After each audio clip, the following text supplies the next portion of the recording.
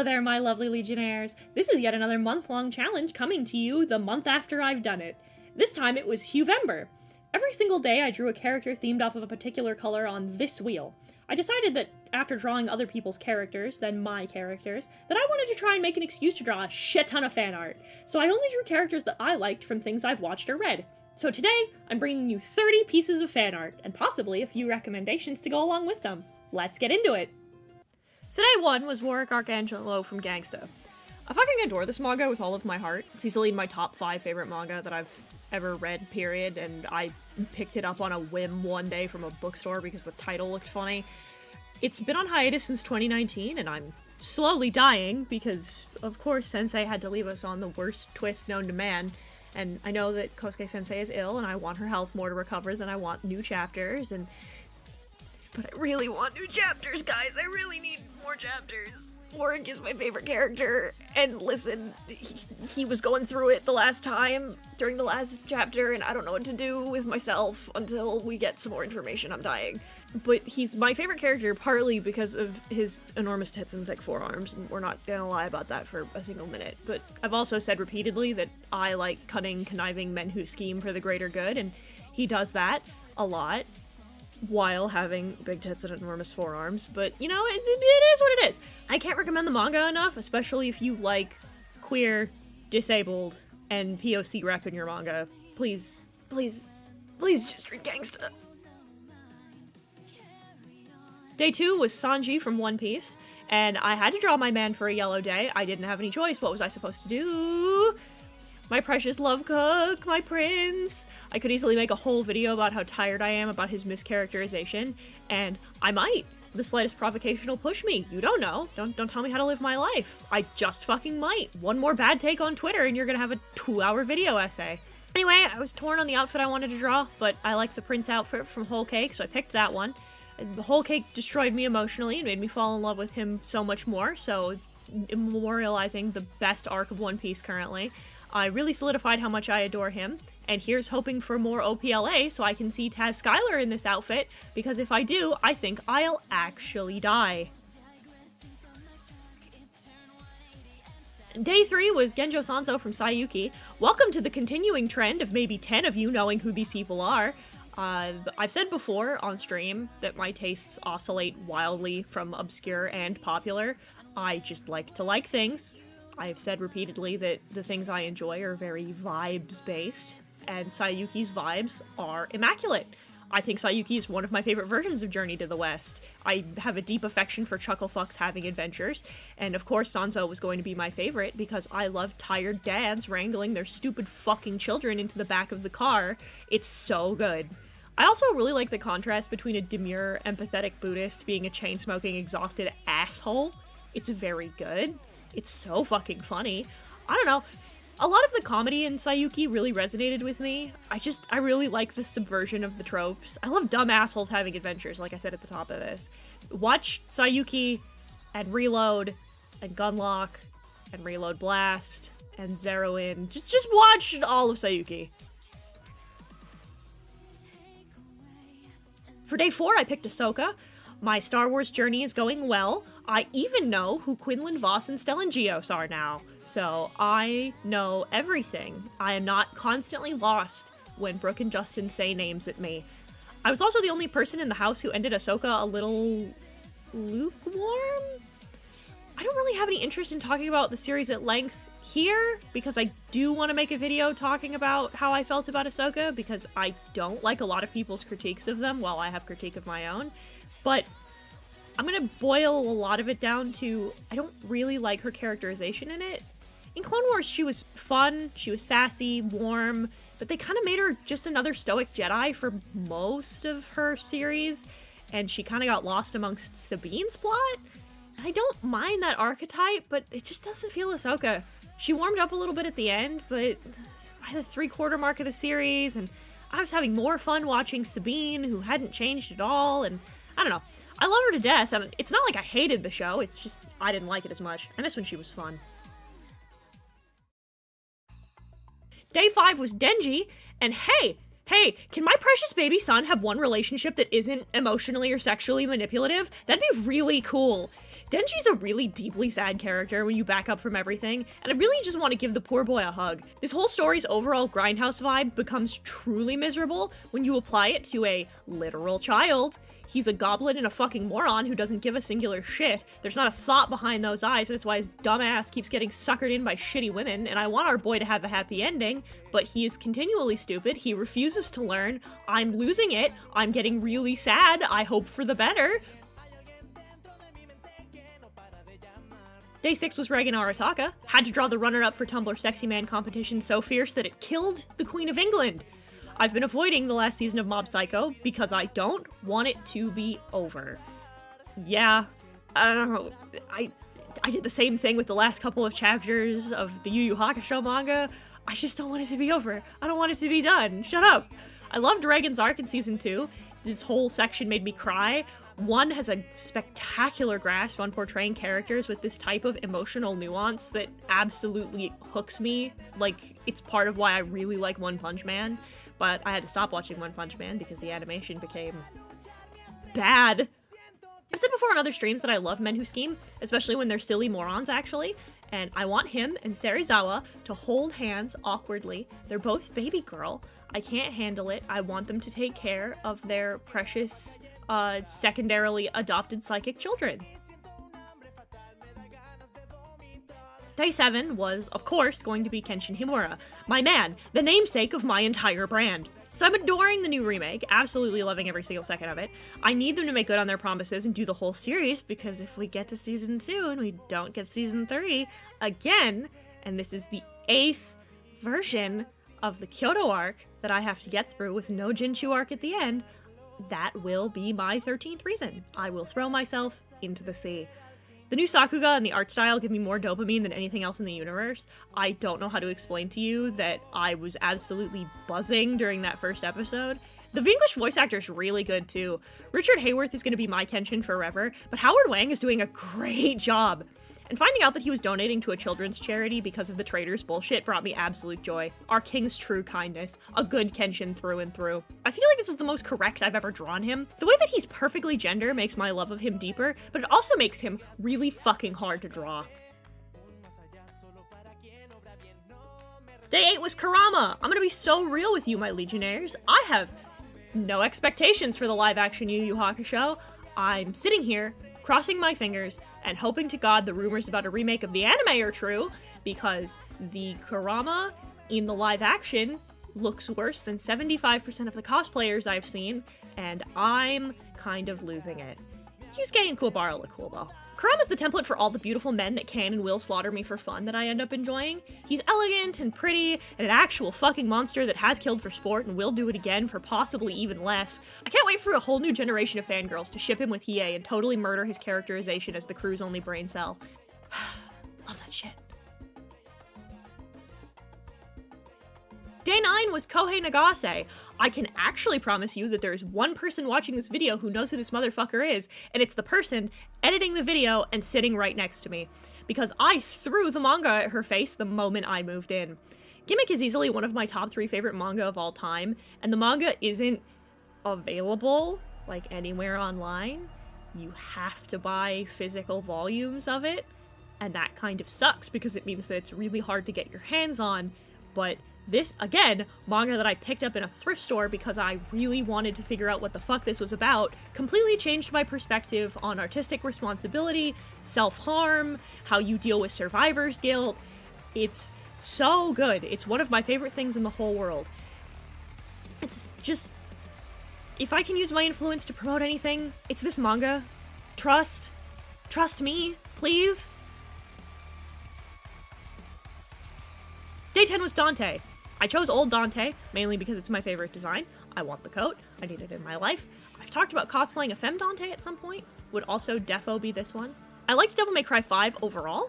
I thought about drawing V for one of these, but decided I wanted to repeat franchises as little as possible, and I was already repeating One Piece, like, a lot to fill in some gaps. I think this is the best Dante that I've been able to draw. I have a really difficult time managing to get him to feel as effortlessly cool as he is in the actual games, especially considering how cool he is in general. But I think I really captured it here.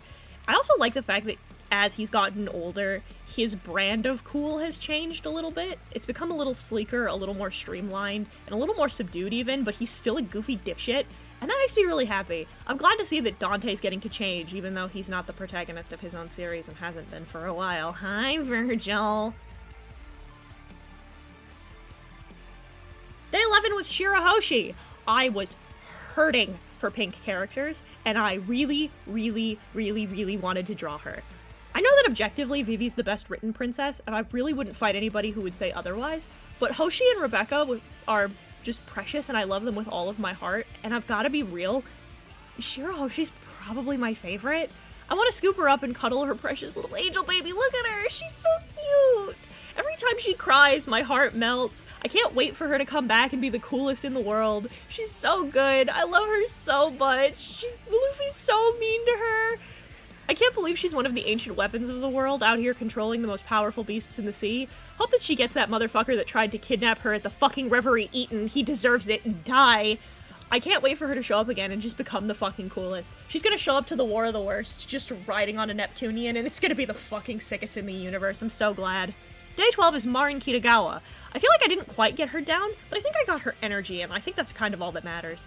I know there's a lot of feelings about the show, and I don't begrudge anyone for being a little put off, but I fucking love it, and I am going to make an entire video about why I think that it's stupid that the community sexualizes her the way they do, but we don't have time for that. She's so sweet. Her relationship with Gojo is the most wholesome ever. I really want to talk about the series as a whole, but I gotta, once again, fight off the urge to do that here. Anyway, I want to protect her with my whole heart, and I would really like it if you losers would stop looting her for your weird VTuber add-ons when she is the sweetest, most wholesome baby in this planet. Please, I am so fucking upset. For day 13, I had to draw our boy Kinji Hikari. For those of you who aren't caught up with the JJK manga, you might want to skip this one because I'm about to tell you some shit.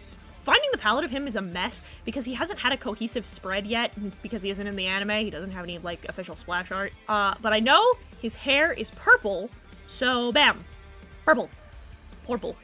Anyway, I love our bisexual king! This motherfucker's out here banging trans girls, absolutely fucking rocking shit. We side with the house because the house always wins, motherfucker! I can't wait for his shit to be animated and for him to become the second coming of King Crimson, where everyone says his powers are wildly complicated when it's real simple. My man's is a pachinko machine. He follows pachinko machine rules. I don't know what to tell you.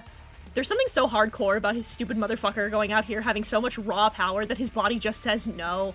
It's so good. He fucking rules. Can't wait for him to jump the king of frauds with Lawman and Best Boy. Fucking, we always bet on Hikari, something copy pasta.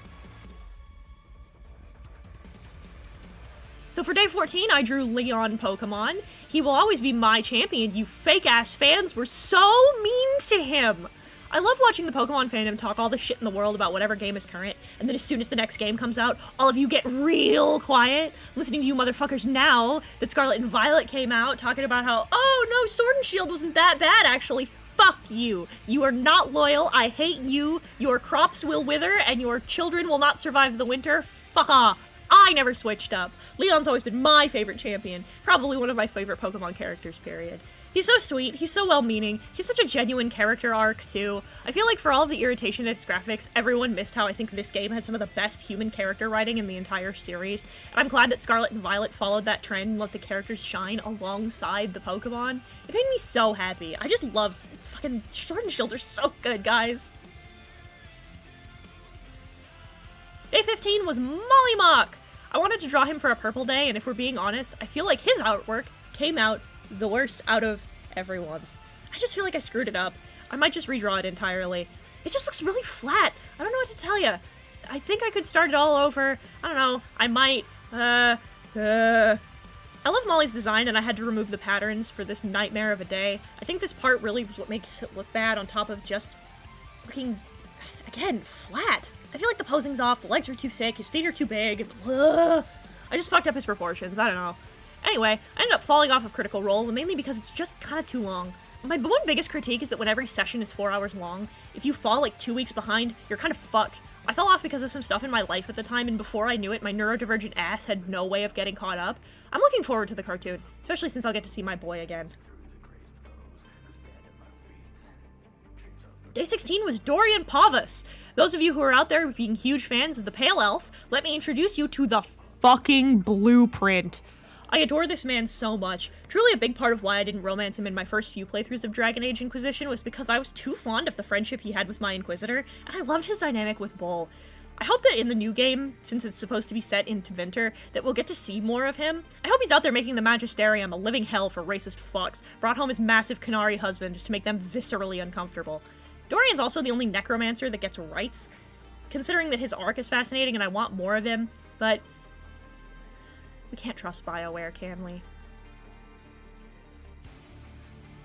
Day 17 was Crom. Let's play a fun game of is he handsome or is he voiced by Matthew Mercer? The answer is both. Give me my soft-hearted himbos, goddammit. This motherfucker keeps breaking training dummies because he doesn't know his own strength. He eats oranges like apples. I love him so much. Normally I don't like the Prince on the White Horse archetype. I think it's really boring. There has to be something to it. Not necessarily that they're fake. In fact, I hate that even more. But the idea that they're a purely perfect man is lame. Crom bypasses that by being fucking stupid, and I love that for him. Awakening was my first ever Fire Emblem, and I had a fucking blast with it. Now I'm just dedicated to my special boy ever since. I want a few figures. Just one statue, please. Tharsha has so much merch. Let me have one cool statue of him on my shelf. I hate it here. Day 18 was John Ward. Faith fucking rules, dude. I love a good exorcism plot, and I super love the most horrible body horror you can ever imagine, mixed with these deep psychological trauma. You can tell that this was made by someone who was close to the faith itself, not necessarily in its accuracy, but in its vibes. The themes of being robbed of humanity by the faith, being pushed to destruction as you lose that faith, it's all really cool. John's one of the most interesting horror protagonists I've seen in a long time, and he's, what, 10 blue pixels? Erdorf's writing's incredibly strong. I'm stoked to see things like Excuse Me Sir become something amazing once it's finished. Having played the demo, I'm just gonna be here for whatever Erdorf puts out for the rest of forever. Day 19 ended up being Yatora Yaguchi. I changed this character like 3 times, but I ended up picking Yatora because I am deep in the blue period paint. Pun intended, I guess.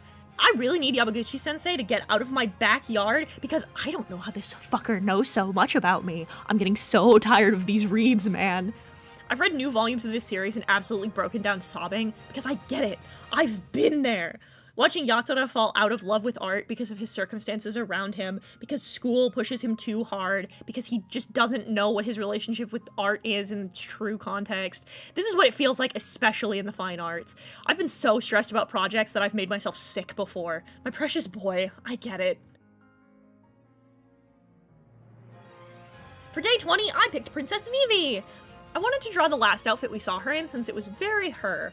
And like I said during day 11, Vivi's absolutely the best princess objectively. I can't wait for her to rejoin the Straw Hats and kiss her tangerine girlfriend. I can't wait for her to become the crew strategist, or ambassador, or politician, or whatever the subtitle for her is gonna be. But she's gonna join the crew again soon, I hope, and it's gonna rule. We rewatched all of Alabaster recently, and I fell in love with her all over again. There's something so powerful about her pure-hearted love of her people and her country. Her and her father being the dream we all have for leaders of the free world. Someone who adores her people, wants them to succeed and flourish, wants to see her nation rise. Watching her go from a naive, sheltered princess to a competent, confident individual was heartwarming. It's one of Oda-sensei's strongest suits in his writing, and I cannot get enough. I also decided I wanted to give her melanin because she lives in the desert, and you can't stop me! Day 21 was Deadweight, Nero. I wanted to try and draw his metal arm, and I haven't drawn him in a long time. I think I've actually drawn him only once. I have actually drawn him only once, oh no. Anyway, I found myself really endeared to him after finishing DMC5. I never got a chance to play 4, but he was a riot in 5. While Dante's defo my favorite, and I don't think that's ever gonna change, I'm perfectly content with the next phase of the franchise being about him, provided we get more. I really want him and Kyrie to get more screen time. I like the idea of these two raising a gaggle of stupid children. Nero does have great Big Brother vibes, and I just want to get to see that actually on screen for once. I want to see him rocket riding his fist to the awe of all these small children. I like the pose, too. It's the first time I really made the long coat look good sitting. I feel like I really captured his cocky energy. Day 22 was Miku! I knew I couldn't avoid drawing her, so here we go. You're not really an artist on the internet if you don't draw Miku at some point anyway, so yeah, it is what it is. I don't think I've drawn her so much. She's an iconic design. You can put her in every setting known to man and it still reads as Miku. If any of you were curious, my favorite Miku songs are Nothing Special, Propaganda, Bacterial Contamination, and Rolling Girl, not necessarily in that order. Most of my favorite Vocaloid songs aren't Miku, because I listen to a lot of Steam Pianist, who mostly uses Gumi and Oliver, and my favorite Vocaloid song is Cantarella, a Kaito song, even though Miku's in it. Drawing her skirt was a pain in the ass, but it's really good to get the practice in. I think I'd like to draw Miku some more. Maybe I'll do a series of Miku Mondays. Day 23 was Tanjiro. I saw the seafoam color and had to draw my baby boy. The community's really turned on Demon Slayer, and I don't get why! The manga's really good! I finished it a year ago, and I thought it was a really great story of empathy and human endurance, but then again, the shonen community doesn't give a single shit about the actual narrative of the shows they consume, only the fights. Anyway, I love to see the current trend of shonen protagonists being higher empathy. It's nice to see kindness be taught to the youth. I love a good dickhead protag like Yusuke, don't get me wrong, but I love precious baby angels like Tanjiro and Itadori. I really want to put him in the baby box with his friends. They deserve it! Day 24 was Twilight. Spy Family is really an interesting read when you look at it from a more than face value. Having picked up a couple of the things Endo-sensei put out before just to see what his original I don't know what you would call this, but his original library was like. You could tell he has a really strong hand with political thriller, but also with comedy and relationship drama. It's tough to balance these things without feeling like it's totally inconsistent, and Twilight himself is a great highlight of it. I love the slow melt of his facade as opposed to having moments of prominent cracks. The moments where he second-guesses his initial thoughts about being kind and sweet is so fucking honey sugar sweet I want to die. I love that he's too serious to understand normal people. I love that he's so put together that the slightest cracks show on his face despite being a super spy. He's just the perfect example of Endo-sensei's weird skill for blending tone. I love him so much. Day 25 was Kotetsu T Kaburagi. I'm so fucking excited for more Tiger and Bunny. Unironically, I think a big reason why I was so let down by My Hero's later acts is because Tiger and Bunny did them better. The whole series is fundamentally better put together and capitalizes on its themes more efficiently. Kotetsu is, again, a great example of that. I fell in love with him immediately because I love this idea of old ideas holding hands with the new, rather than them being completely abandoned.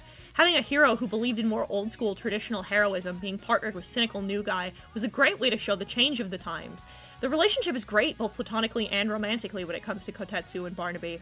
Kotetsu's everything Midoriya could have been, goddammit. I love a goofy dad who's in it for the love of protecting people, slowly turning into a more rounded person over the course of the series who understands the changing times and wants to keep some of their old shape. It's so good. It's so good. Please watch Tiger and Bunny.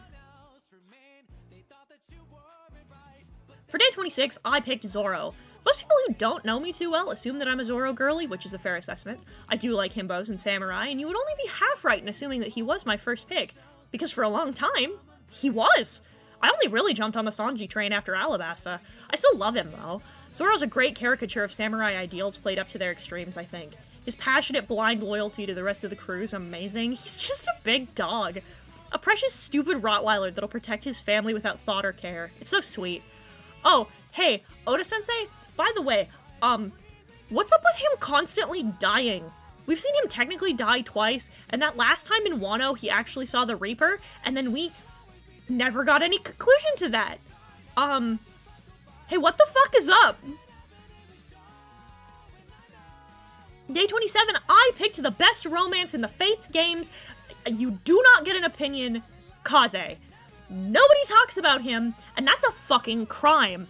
Kaze being so oblivious to the fact that he's handsome is the most endearing thing in the world. I loved him looking at you and being confused that the women in the villages just keep giving him stuff and then getting all shy. His support ranks with your kids once you're married. Oh my god, him and Kata having that competition to see who can make you the happiest. Oh my god, it's so good.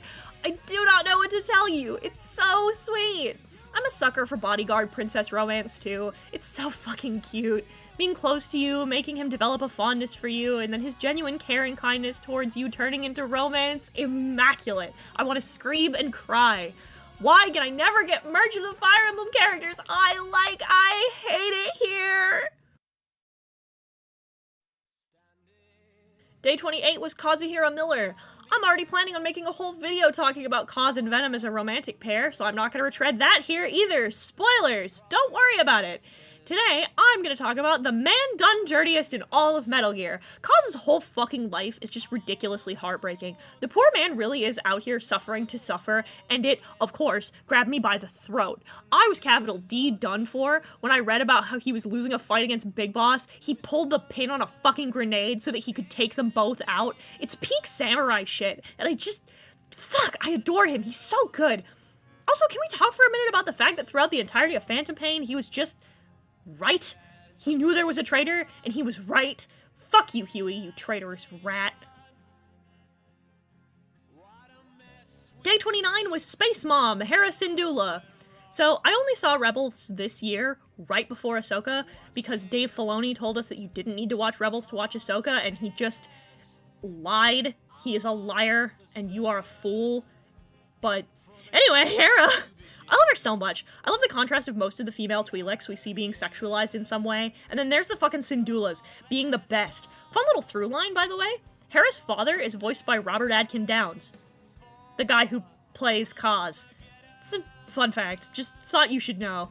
Hera is, in fact, the greatest pilot in the galaxy, and I adore her. Hera was here through every moment and is doing the right thing from moment zero. I hope she has a more prominent role in the movie that Dave's making, because I liked her in Ahsoka, but I always want to see more. I want to watch her throw hands with Thrawn for trying to appropriate her culture. I think that'd be funny. And on day 30, our final day, I had to draw a Grogu. I wanted to draw something a little on the easier side to wrap up, and I wanted to make an attempt at drawing him in my style. I have a lot of thoughts about Mando, and specifically Grogu's relationship with his father, but I don't really know if I want to talk about that. I'm really excited to see what kind of person Grogu becomes. Seeing a child grow up and change is always a good overall story frame, and we're already seeing that in what feels like a meaningful way. He's a sponge, absorbing and learning what's right and wrong from his father, and I really want to see him struggle with his Force propensities with someone who has no connection to it. I just want to see more stories in general about Jedi who don't have some ties to the Order, who have to learn totally on their own. It feels more interesting to see how everyone finds their own relationship with the light or the dark. I don't know, maybe I'm weird. And that's it! Another full month's worth of art. I didn't talk about the art itself much this time, but it's mostly because my responses would be close to the same each time. I'm happy with most of the work, I could really use practice with sitting poses, I wanted to focus on value more than color inherently, and I think I got a good amount of practice. You'll probably catch me throughout next year tweaking and redrawing some of these things for my own studies to refine the skill some more, but for now, I want to return to the challenge mines. I'm doing D in December after all, and if you want to see that artwork as I finish it, keep up with me day to day, join my community, or watch me live, all those links are down in the description. Thank you once again to my dearest editor, our dear Bubbling Brook, whose information is also down in the description if you'd like to get some videos edited. And I'll see you next time for the biggest art project I've ever done to cap out the year. Goodbye!